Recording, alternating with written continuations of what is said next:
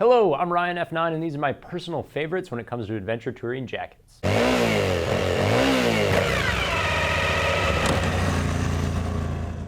First up is the jacket that I would actually buy if I were in the market this season, and that's the Firstgear Kathmandu. And this is a one-stop, do-it-all adventure jacket, and the fact that this is only $450 on fortnine.ca right now is kind of ridiculous in my opinion. Number one and number two jobs of an adventure jacket: keep me dry and keep me ventilated. The Kathmandu does it with a Hypertex shell, which is waterproof and breathable like its Gore-Tex cousin.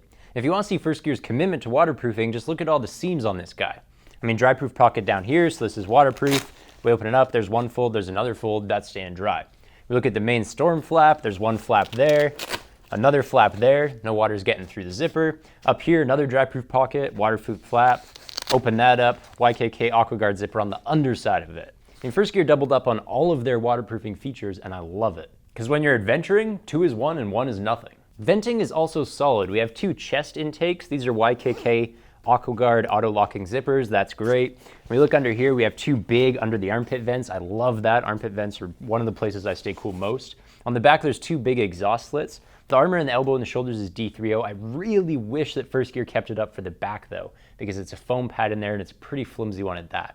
Slide protection, 420 denier nylon on the high risk areas, and then 300 denier nylon on the lower risk ones. That's kind of shitty to be honest, but at least it's lightweight and comfortable. Adventure jackets often go the extra mile when it comes to features. So the Kathmandu went an extra 10 miles. Open up this collar and we have an under the helmet rain hood to create a watertight interface. I'd probably never use this unless I saw Noah building his ark, but it's cool to have the option.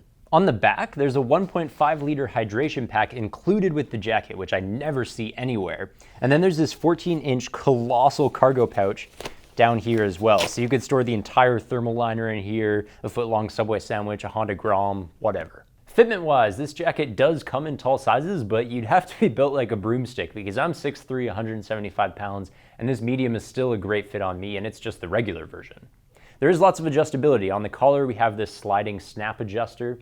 On each arm, we have 2 compression straps. We have adjustment on the cuff and the waist as well. There's stretch fabric around the elbow and the shoulder. And then even on the thermal liner at the cuffs, it's going to be neoprene, again with that adjustable Velcro tab. I must say that this is the most comfortable adventure jacket I've ever worn. And it's not just the customized fit. The Kathmandu is soft and airy all over, whereas other adventure jackets tend to feel a little bit like suits of armor. Speaking of which, rather annoyingly, this is the Klim Badlands. I had to include this thing because it is the best adventure jacket out there, but it's over $1,000 and that makes me really want to hate it. Of course it has a million features. The product description on fortnine.ca reads like a small novel, and Revzilla did a 20-minute breakdown video, so I'm not going to do that to you guys again. Instead, I'm just going to give you a few of my feelings on it. More than anything, I get an overwhelming sense of overkill. This is Klim's Talisman Super Fabric, which is basically tiny ceramic plates welded with a laser onto Kevlar-infused Cordura.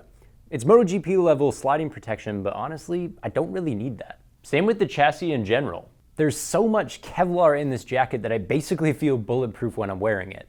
And unless I'm riding it light speed through thorn bushes, I don't really need that either.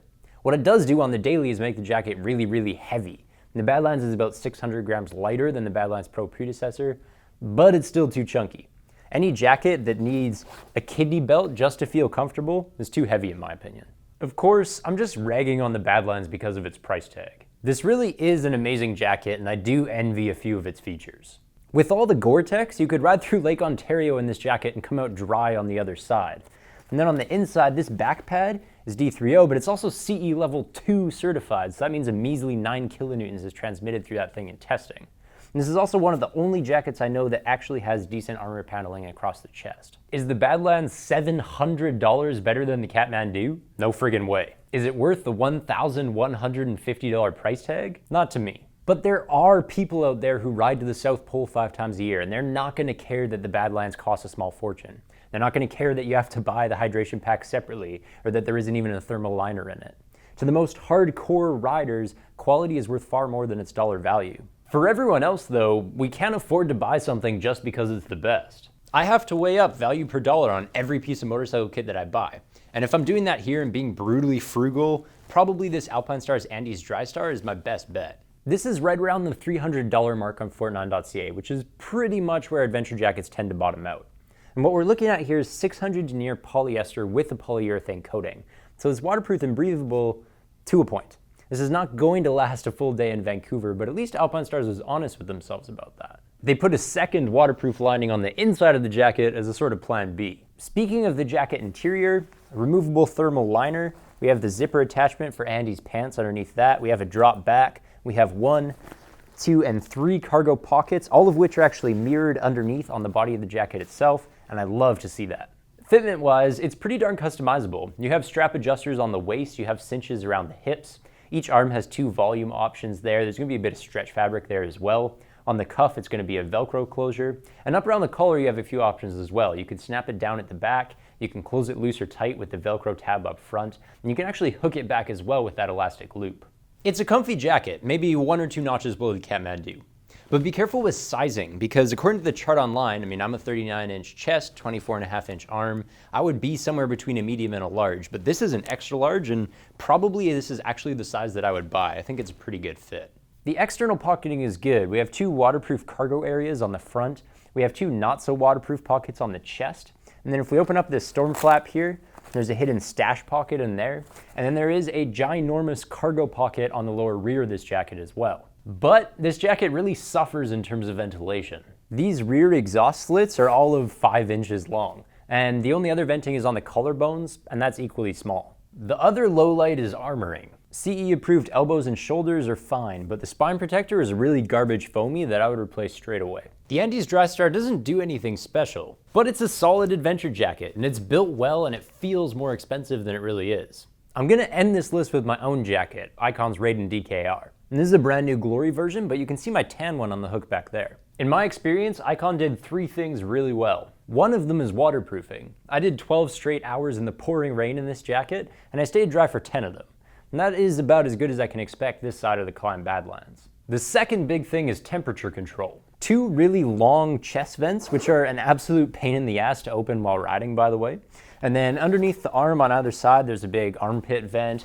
On the back, there's a really long horizontal exhaust vent too, so that closes off the venting scheme. And it is very good. I rode all summer in this guy, and I only suffered in the slowest of traffic jams. On that note, I also rode into late November in this thing with the removable thermal liner. Of course, I was layering pretty heavy by that point, but this is Icon's Relax Fit, so there is room to get away with that kind of thing.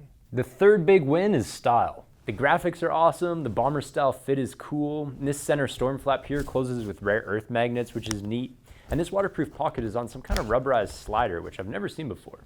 The inner liner is quilted. You get little badging for the D30 armor and all the other tech in the jacket, and then even on the cargo pockets, there are little mantras sewn into the liner. One complaint I have is this hook. See, Icon sells a hydration pack separately. It clips onto the back of the jacket, runs its tube up through here, and I'm sure that works fine. But I found that whenever I was going to open and close my face shield, this cuff, the little loop on it, got stuck on the hook on the way back down. And it's a weird little problem, but it happens all the time, and it's actually kind of scary because all of a sudden I'm riding with one hand stuck to my chest. Easy fix though, I just ripped the hook off my jacket. My other complaint is the price. See, the Raiden costs $480, which is the same as the Kathmandu, and that is a big problem, because the Kathmandu blows the Raiden out of the water in every single avenue except for style. I was vain enough to choose the Raiden anyway, but I suspect that most adventure tours would make the wiser choice. And that's it for my favorite adventure jackets. Product links down there, comments below that, and thank you guys very much for watching.